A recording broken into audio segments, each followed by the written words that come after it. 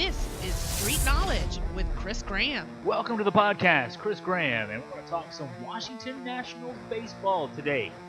And, I wrote a column today, and I sat down. Let me give you some behind the scenes. You don't always put this in the column that you write, the motivation you have for writing. I follow the Nats closely. I'm a Nats fan. I wouldn't consider myself a Nats journalist, certainly, but I'm a journalist and I'm a Nats fan, so I'm going to write about the Nats. And I've been thinking about this for the last few days, okay? So if you're a Nats follower, Nats fan, you know that this season not going at all according to plan. This is a team that's the, two-time defending champions in the NL East for the last, 6 years, division titles. And the expectation going into this season certainly was for another division championship. And in fact, higher sights, with the first-round playoff exits as the fallback, looking at what the Washington Capitals were able to do, finally overcoming their playoff bugaboos. This year the thought was the Nats could maybe break through. At least that was definitely the goal for this team this year. With an important caveat that this could be the last year that you have Bryce Harper as part of the group. Harper's contract is up this year. All the thought and speculation that the Yankees, among others, Dodgers, would throw a ton of money at Harper, and so you better win now because getting's good, so to speak. And so, all the pressure of you can imagine on this team, the success in the regular season, but not having success in the playoffs, the Harper thing. And so, 46-46 record after 92 games, definitely a disappointment. And the way the last bit has gone, I'm trying to, I think at this stage it's the streak, they were at one point 10 games over, so 10 games under since the first part of June. And I've analyzed, for the column I did today, I analyzed the last 21 games.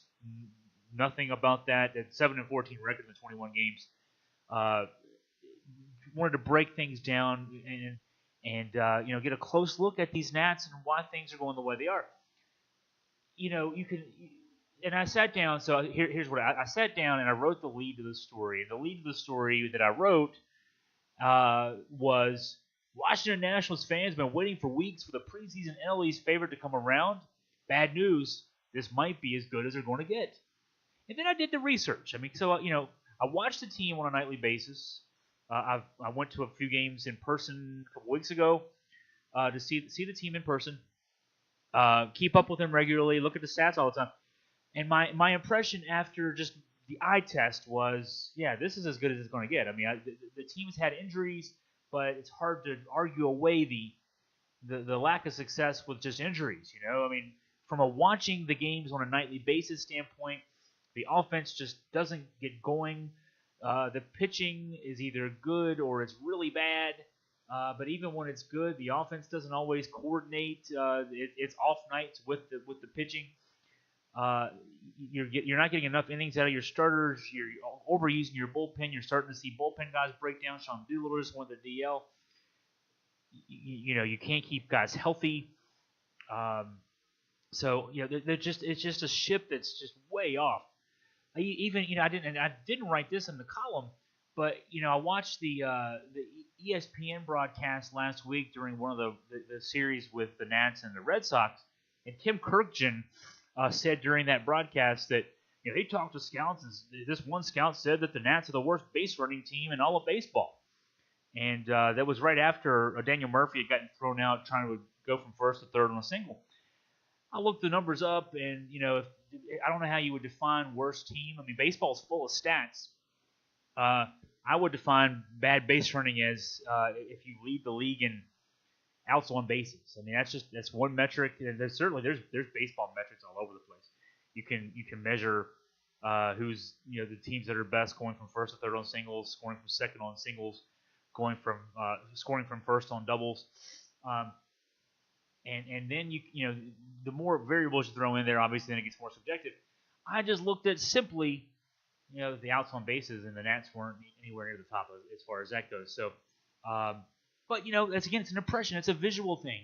When you see Murphy get thrown out trying to go from first to third. In fact, that happened again later in the week last week. So twice in a week he gets thrown out going from first to third, trying to go from first to third on a single. killing innings. Guys get out on bases, it kills an inning. And you see that, and you say, man, see, that confirms it right there. Yeah, they are the worst. And, the pitching is bad, and, the hitting's not doing well. So I wanted to break it down. And I'll tell you what, when I broke the numbers down, the last 21 games, 7-14 record. The starters are averaging, let's see, I got all my numbers down here in my notes. Starters are averaging 5.24 innings per start over that period of time. You take Max Scherzer out, because Scherzer's still been Scherzer. You take him out, 4.88 innings per start over that last 21 games. That's not even eligible for a win kind of starting, and that's meaning that you're having to get 4+ innings every night out of your bullpen. That's why your bullpen does, they were breaking down a little bit.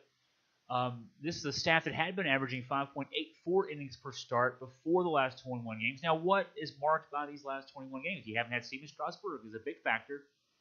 Jeremy Hellickson, your fifth starter, just got back, and so for a while there, you're pitching 3 starters that you started the season with: Scherzer, Gio Gonzalez, Tanner Roark, and you're pitching whoever you can pitch. A couple of young, rotation of young guys, and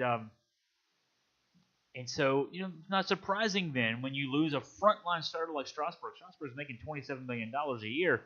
You lose a guy like that. Now, he hasn't had the year justifying, that investment necessarily, but he's going to eat innings up for you if nothing else. And you lose Hellickson, who he's not a guy who's going to. He's in fact just 3-1 this season in 12 starts, but he's 3-1 with some decent numbers. A 3-1 record. What's he sitting at here? 3-1, 3.47 ERA, 1.09 WHIP. So those are good numbers. He keeps you in games. He doesn't go very deep in games. He'll go 5, maybe 6 innings for you. But, that's better than 1 or 2 innings and then having your bullpen throw the rest of them like we've seen in recent weeks. So you're down those 2 guys. That's a factor. And then I knew, and I didn't write about this, and I kind of wish I had because I could prove that I knew this, so to speak, that I was thinking this. But, you knew that because Daniel Murphy was out for the first, he was out for April, May, into June. Rehabbed a lot in June with the Harrisburg Senators. You knew when he came back and was ready to play at the major league level that, Wilmer Defoe had been playing well in his absence. Defoe, in fact, had done really well, I thought, in April and May. You're replacing a guy who's been playing for you with a guy that's got to get back up to speed, literally on the base paths, and then get his bat speed up, get his looks at a major league pitching kind of thing up. So there's issues there, and then also bringing back Adam Eaton, that a guy that the Nats traded for before last season, before the 2017 season. Didn't play a lot last year because of injury. Came back this year, went down to injury very early this year again. You get more at bats for Matt Adams, Michael A. Taylor. All of a sudden, obviously you've got a lot invested in Adam Eaton, so you want to get him back, get him at bats, and get him back rolling. That takes opportunities away from Taylor, takes opportunities away from Adams, who then went down. Adams was a free agent signee to give you some depth, and he put up some great numbers. He's put up some great numbers, 13 home runs so far this season. He's hitting in the what's he hitting now? He's hitting 283, 13 homers, 36 runs batted. But they lost him for a couple of weeks with a thumb injury. I think it was a thumb injury, a finger injury. So all this change, and of course Ryan Zimmerman's been out for a long time, and I don't think there's any talk about when he's coming back right at this stage. So you've got all these moving parts. You've got guys coming back, guys who've been playing well, and now all of a sudden have to adjust to bench roles. You knew there'd be some upheaval there in the lineup, and that it wouldn't necessarily work out for a week or two. It unfortunately for the Nats, it's lingered longer than a week or two, but you're starting to see some guys come around now. You're starting to see Murphy come around, for example. Murphy's numbers on the season, nothing to write home about. He's hitting 250, 1 home run, 10 runs batted in. His wins above replacement is actually a negative right now because he's been moving around basically anywhere they can put him. He's been playing some first, playing some second, DHing, pinch hitting. But and then Eaton's numbers are actually looking pretty good now. 316 average, 389 on base, 800 OPP, 2 home runs. But what you look at just the last 7 days. Let's just looking, and for both those guys, their numbers in the last 7 days are actually looking pretty good. Eaton hitting 348 in his last 7 games. Murphy, after that slow start, hitting 381 in his last 7 games. He was 4 for 4, what was it, Tuesday in the win over Pittsburgh. So those guys are starting to come around. Juan Soto, a total surprise, comes out of nowhere. I mean, the guy was in low A to start the season. He's hitting 304 with a slash line 304, 417 OBP, and then OPS of 957, 9 homers, a 1.5 wins above replacement for this guy, a guy 19 years old who, as of late May, was still in Double A, producing at an amazing level. Taylor, the much maligned Taylor, he's either Michael A. Tater or Michael K. Taylor, depending on the perspective. The slash line not great, 243, 306, 685, but he does have 24 runs batted in, 23 still on bases, playing some really good outfield when he's out there, a 1.3 WAR. Mark Reynolds, another guy. So you talk about Soto started the season at low A. Mark Reynolds didn't even get a spring training invite this season after a 30 home run season for the Rockies last year. Reynolds didn't even participate in anybody's spring training. Got signed in mid-April when Zimmerman went down. 10 home runs, 25 runs batted in, a slash line 297, 370, 965, and in limited playing time, a 0.8 WAR. And then I mentioned Adams' numbers, a 1.2 WAR among his numbers. Now, all that said, those are all pretty solid numbers from guys you really didn't expect much out of. I mean, certainly you didn't expect anything out of Soto or Reynolds. They weren't even on the roster when the season started. And, Taylor, his mixed bag, and Adams was supposed to be, a bat off the bench. Now, all that said, that's correcting for the big glaring weakness in this team is Harper, the guy that we're so worried about losing because, man, he might go to the Yankees for $400 million. The Dodgers might sign him for $500 million.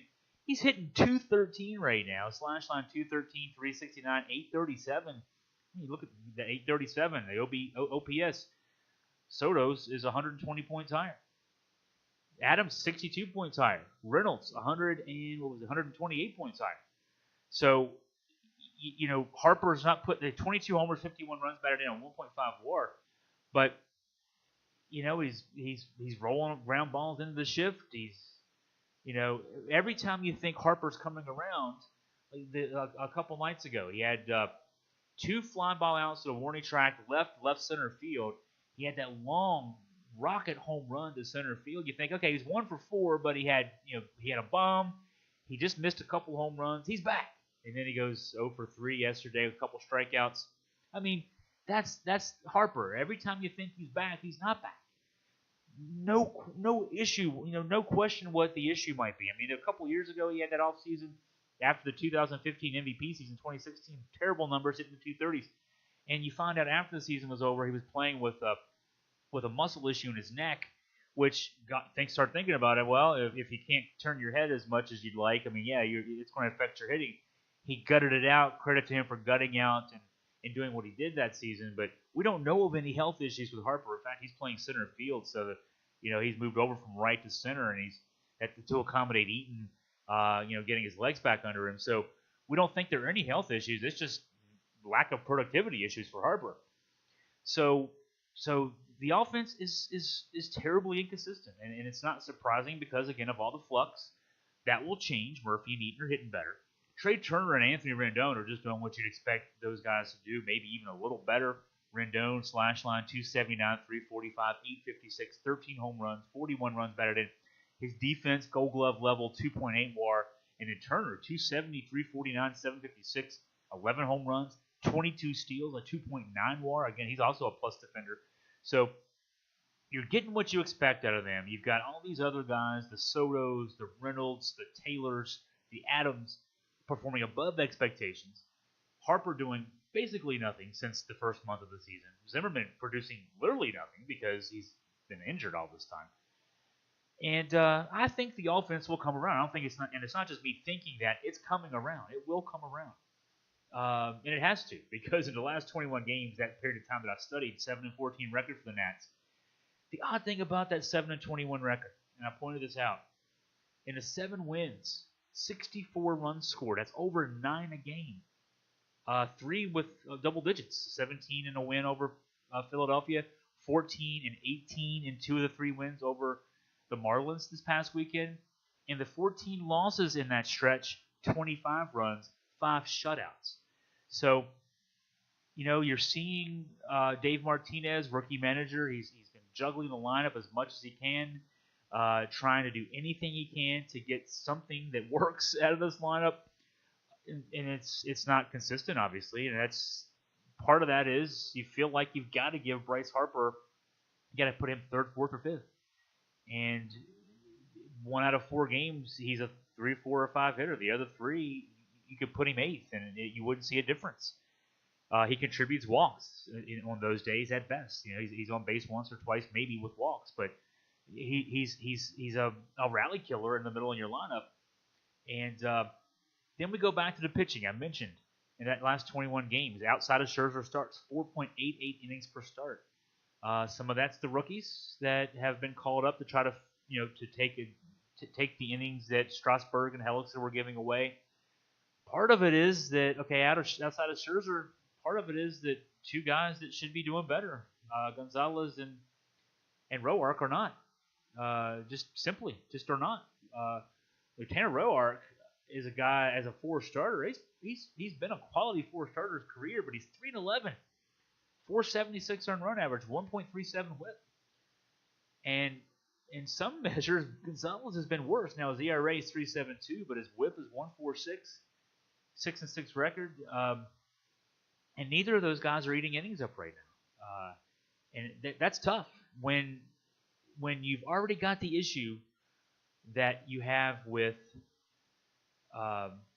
losing Strasburg and having Hellickson on the sidelines for a while during his last stretch, and then you're getting Gonzalez, you're getting Roark giving you 4, 5, or 6 innings, or Roark gave 7 innings last week in one of the losses to the Red Sox. Gave up 9 runs by the 3rd inning, and he was still in the game, eating up innings. Hey, he ate the innings up. Give him credit for doing that, but at what cost, right? So, you've got to get more out of Gonzalez. You've got to get more out of Roark. They got to get into the 6th inning. Those are guys that are being compensated to the level that they need to get you into the 6th inning every start, either ahead or at least tied, maybe down a run. It's got to be. At the worst, it's got to be 3-2, 4-3, and they hand the ball over the bullpen in the 6th inning. It's got to be that, and it's not been that lately from those guys. They're having a hard time getting into the 5th inning, getting into the 6th inning. You got to get Strasburg back. Strasburg, I mentioned, we're for fans now. I'm the guy trying to tell you, come down off the ledge. But Strasburg's numbers before he left: 6-6, 3.48 ERA, 1.09 WHIP. I mean, those are pretty pedestrian numbers for a guy who's on a lot of staffs would be your ace. He's the number 2 guy on this staff, but he's pitching like a 3 or a 4 guy right now. Now, some of those number issues could be, he had a forearm issue, the muscle issue that led into the DL. Went on the DL on June 9th. He's coming back. He looked good in his first rehab start, actually in Lynchburg for the Peanuts, high A team, the Potomac Nationals. 3 1/3 innings, gave up a run. He gave up I think a double in the 4th inning. He was on a strict pitch count, 50 pitches. Literally, the 50th pitch gave up a double. Relief pitcher gave up a single. That's how the run scored. He struck out 5. Looked pretty good in that outing. So he's got I would assume one more rehab start, probably Saturday or Sunday, All-Star break, and then I would assume he's coming back either Friday or Saturday next week in that Atlanta series, which will be obviously a key start for this team. But he's not been putting up big numbers either. But he'll eat innings up for you.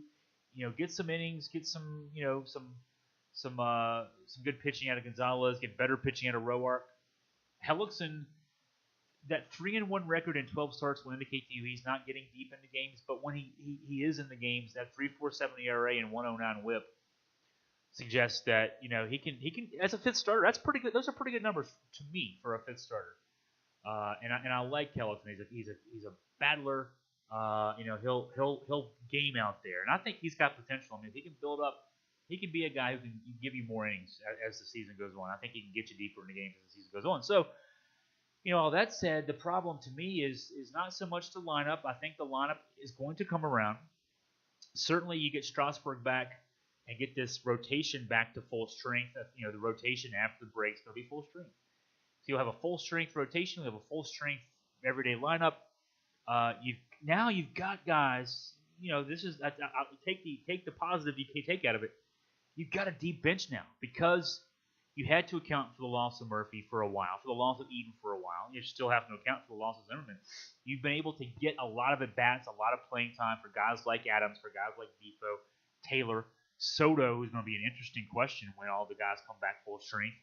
Reynolds, too. I mean, until, he's 297, 370, 965, 10 homers. If the thought is, and I thought this 2 weeks ago, I was talking to Scott German, who joins me on a lot of podcasts here. We were having dinner one night, and I said, when everybody gets back healthy, Reynolds is expendable. I'm not so sure he's expendable anymore. I think it's hard. It's going to be hard to figure out just who ends up being sort of on the chopping block there as far as that goes. But and I didn't even mention Matt Wieters is now back, and they're going to have to make a quick decision on Wieters. They weren't getting a lot of productivity, which is to say they were getting the second worst productivity in all of baseball from the catching position offensively. Wieters went down early this season. He's just now back. He's been back for a couple games. But you just saw Pedro Severino get sent down. Spencer Keyboom and he were the battery for quite a long time. Not productive, just not productive at all offensively. Second worst again in all of MLB this season for the Nats. So, if Wieters, who honestly is a couple years past his prime, the O's made a good move getting rid of him a couple years ago. Not re-signing him, I guess, for the amount of money that he was asking for at that time.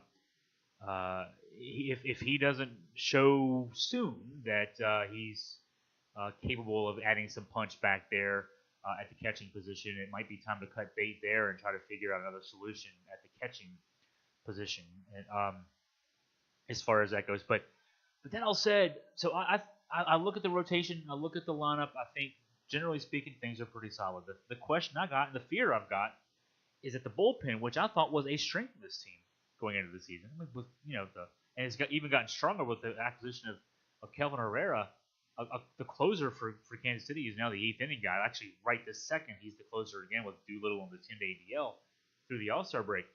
But that only strengthened what was already a strength of this team. The acquisition of Doolittle last season and Ryan Madsen. What you're seeing out of Matt Grace. He's been given some both short and long relief performances of note lately. I should be able to name all these guys chapter and verse because of the amount we've seen them the last few weeks. But when you're expected to when the bullpen knows that it's got to give you 4 innings every night, except when Scherzer pitches, they're breaking down. And it's not a surprise that that's the case. So that's the concern I got. Now, the All-Star break can't come at a better time. You'll get Strasburg back after the break, I assume. The break gives you literally 3 days where those guys can all recalibrate, hopefully prop their feet up and rest and get some massages on their overworked right and left arms, as the case may be. But yeah, that's going to be a concern because there's been a lot of bullets expended from those righty and lefty guns out in that pen, and you may end up needing to see the Nats go out and even though there's a lot of good arms out there, they may need to go out and get active on the trade wire again between now and the deadline, July 31st, and maybe pick up another arm or two. Not closer level arm, but you might need some depth out there in the bullpen because again, you've worked those guys, and I don't know that a three-day All-Star break is going to change that. But so I break all this down. I say, you're replacing right now that you're effectively your fifth starter. It has been going to the rookie position. Fedde, Rodriguez have been getting those starts of late. You're replacing anywhere from 1 to 3 or 4 innings with Strasburg, who will give you 6 or 7 every night. You still need to get more out of the trio of Gonzalez, Roark, and Hellickson. You still need to get more out of those guys than you've been getting. I think the offense continuing to come around will help with that. We saw this week the one win in the 3-game series in Pittsburgh. Hellickson looked good after 5 innings. His pitch count was pretty low. It was in the 70s, but in the top of the 6th, 2-0 lead for the Nats. They load the bases with 1 out, And Davey Martinez makes what turns out to be the smart move. I criticized it at the time. My wife will tell you. I'm sitting there saying he brought Mark Reynolds up, bases loaded, 1 out. If this doesn't lead to a couple runs, he's going to an already depleted bullpen for 4 innings tonight. This could be a deal breaker kind of thing. Reynolds walks. They score a couple more runs. They take a 5-0 lead, hold on for the 5-1 win, and it turned into a good move. But the more your offense produces, the less pressure there is to pinch hit in the 6th or 7th inning. You can get maybe an inning or two more out of your starters. That means your bullpen's stronger. So I look at all this and say, yes, 46 and 46, nowhere near expectations for this team. But, and as well as the Phillies and as well as the Braves have been playing to this stage, somehow this Nats team, in this first half, has gone as poorly as it could have gone. I know we're technically past the halfway point in games, but until the All-Star break, it's the first half of the season. This first half has gone as poorly as it could have gone for this Nationals team. They're 5.5 out. They're 5.5 out. Get hot. This team can get hot. Rip off a 7-8 game winning streak. You're right back in the thick of this. I still think the Nats are the team to beat in the National League East, and that's casting no aspersions at the Braves or the Phillies. They're both young teams. The Braves are probably a year ahead of schedule. That said, there was a 2012 Nats NL East champion team that was also a year ahead of schedule. That team overachieved based on its experience, and they overachieved and won a division. So that's not to say that either of those teams can do so. I don't even know if the Phillies. The Braves were on the radar. I'm thinking, I was thinking going into the season, hey, they'll get some momentum, and 2019 will be an interesting year for them. I didn't see anything out of these Phillies. Now, they had a decent finish to last season after a terrible start. Give them credit. They're playing good baseball right now. Now, their record versus their run differential suggests that there's probably some correction coming for them. In fact, the Nats have a better run differential than the Phillies do right now. I think it's something like the Nats are plus 29 and the Phillies are plus 22. And I'm a stats guy, so I'll tell you, you can listen and call it BS if you want. But you basically look at a team's run differential, and I've run this formula. I've seen this formula repeated elsewhere. You look at a run differential of plus 10 and say that team should. That's one extra win over 500, if you want to call it that. So really 2 games over 500 from a 0 run differential, or a negative run differential goes in the other direction, certainly. So when you look at a team with a plus 29, they should have about 3 more wins than they have right now. Essentially the Nats, based on their run differential, should be 49 and 43 right now. They're 46 and 46. So the Phillies at plus 22 should be 4 games over 500. 2 in the positive, 2 off the negative, and so they're 11 over. So they should be at 91 games played. They should be roughly, what would that be? 47 and 44, 48 and 43, somewhere straddling that line. Those things, I'm just going to tell you, they correct themselves over the course of the season. We've played enough games now to know who the teams are, who they're not. And plus, this Nats team is still getting back to full strength. The Phillies, the Braves are about as close to full strength as they're going to be. So, say all that to say, I still look at this and say, now, obviously, there are unforeseen things. Guys running defenses. Pitchers lose control of the strike zone, whatever. But guys can get hurt. Certainly, that can change the equation. But I look at those 3 teams right now and say the Nats are the team to beat. I think that this is the kind of it's going to be now they put themselves behind an 8 ball, 5.5 back as we approach the All-Star break. But a lot of baseball to be played, and the Nats have not played full strength yet this season, and they're about to starting next week. So, and I didn't start out. I'll just say that again. I'll reinforce. I did not start out that column today thinking that was my conclusion. I started out the column like a lot of you folks listening. Started out the column thinking, I've watched this team play the last 3 or 4 weeks very closely. I don't feel good about it, and I'm going to tell people why not to feel good. And at the end of the day, I'm trying to tell you if you're a Nats fan, to just kind of wait it out a little bit longer. I think you'll see by the end of July. I think this team will kind of get us Nats fans back in the fold here. Would not surprise me to see by the July 31st trade deadline this team back in first place. So I say all that, and we'll see how much of a smart guy I really am, right? I've been wrong before, been right before. We'll see how that goes. Well, that's going to be a podcast for today, and I want to thank you for listening. And if you have any questions, you have anything you want to offer in terms of critiques or things you want me to talk about in future podcasts, AugustaFreePress2 at gmail.com. You can tweet me at AugFreePress. Feel free to DM me. Just, no weird pictures, but, feel free to message me. And those, if you're listening through your through iTunes or through Google Play, you can go to our website. My email address, my information is all over that website. And I actually saw somebody on a message board say, you can't find the guy. There's no information.